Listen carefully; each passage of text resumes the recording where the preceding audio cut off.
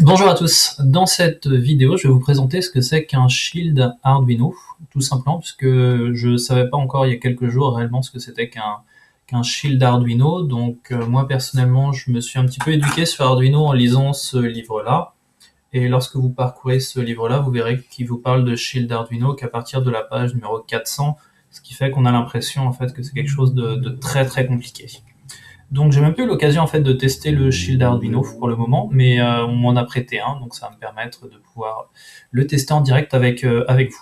Donc en fait, voilà à quoi ça va ressembler un Shield Arduino. Donc là typiquement je suis sur un Shield Arduino qui s'appelle un Data Logging Shield, donc qui consiste à avoir une petite carte SD qu'on peut insérer, donc qu'on peut insérer ici, et également une petite pile qui permet d'avoir une horloge en fait à l'intérieur d'Arduino, puisque de base Arduino ne possède pas d'horloge. Moi j'avais quelques a priori par rapport à ça, je pensais qu'un shield Arduino en fait on avait besoin de le souder à notre carte Arduino pour derrière pouvoir l'utiliser. En fait c'est pas du tout le cas.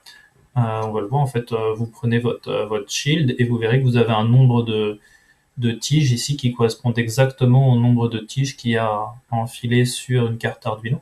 Donc on a simplement besoin de venir le mettre directement dans notre carte Arduino. Je pense que la seule précaution à prendre, c'est de faire en sorte de le mettre suffisamment lentement et de le sortir aussi lentement, puisque typiquement en fonction des cartes que vous avez achetées ou des shields que vous avez achetés, j'imagine que, en tout cas de là où vous les avez achetés, donc peut-être sur AliExpress comme moi, du coup ces cartes-là sont peut-être pas super solides, ce qui fait que lorsque vous allez les déclipser, ben, procéder bien lentement, sinon vous pourriez en fait casser vos séries ici. Donc voilà, donc comme vous voyez, j'ai pas fait de soudure ni quoi que ce soit pour pouvoir mettre tout ça en place. Derrière, je vais simplement avoir besoin d'y mettre mon câble USB classique. Hop, tac. Donc là, comme on peut le voir, tout s'allume, c'est-à-dire que du coup, j'imagine que c'est notre shield là qui est en train de prendre le relais. Donc on va pouvoir, je l'imagine aussi, utiliser nos fameuses pins qui sont ici. Donc pour ce faire, je vais simplement préparer un petit montage bien classique avec du coup une LED. Donc je vais simplement aller chercher du coup mon voltage, donc mon 3.3, et puis je vais également aller chercher mon ground, donc je vais simplement faire ground, ils sont juste ici, hop, et voilà, donc comme par magie, on se retrouve avec notre petite LED qui s'allume, donc on a bien du coup notre shield qui est fonctionnel, et puis j'imagine que derrière, le fait de garder notre shield de la manière suivante va faire que ça va pas nous embêter lorsqu'on va vouloir y injecter un programme.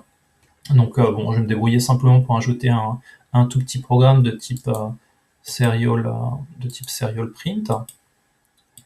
Hop, de manière à vous montrer que ça marche bien.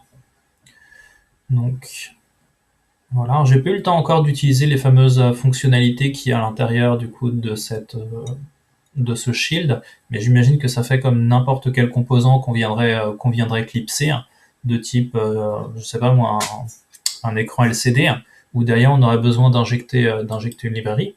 Donc là, ce que je vais faire, je vais aller chercher ma carte classique, qui est donc une Arduino Uno. Hop, ma carte Arduino Uno. J'imagine que le port a été sélectionné, impeccable.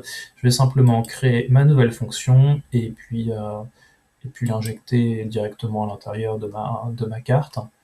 J'aurais pu du coup en effet faire un petit serial print, ce que je vais faire maintenant. Donc serial data, begin, hop, tac, tac, tac, tac,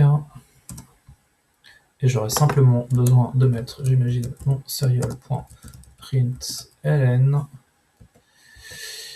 hello,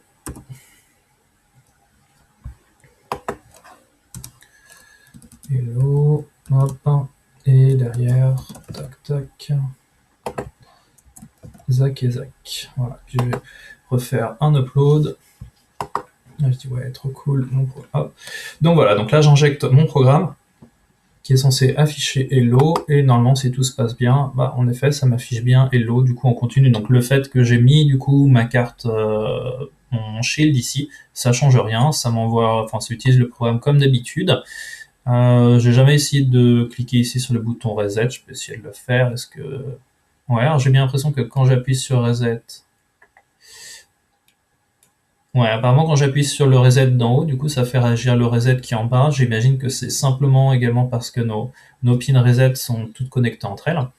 Et voilà, donc également j'avais un autre a priori sur le fait que la carte était rouge et que du coup tous les shields devaient être rouges. J'ai fait quelques petites recherches et j'ai découvert qu'en fait non, un shield peut être de différentes couleurs, il peut très bien être de couleur bleue. Je pensais vraiment qu'on devait les souder, c'est pas le cas. Je pensais également que ça coûtait très cher. Là, cette carte-là que mon ami a acheté a été achetée directement sur AliExpress et coûte quelque chose comme 2,50 €, quelque chose comme ça. Donc voilà, j'avais beaucoup d'a priori sur les shields. Je pensais que c'était technique. Bon, vous allez me dire, j'ai pas là testé dans cette vidéo du coup le fonctionnement de la pile, etc. Ce sera peut-être l'objet du coup d'une autre vidéo. Mais voilà, donc si jamais à un moment donné vous hésitez à acheter un shield, dites-vous bien en tout cas que le fait de l'acheter et de le clipser sur votre carte Arduino, en tout cas pour celui qu'on m'a prêté, celui de l'horloge, bah c'est voilà, ça se met très facilement du coup sur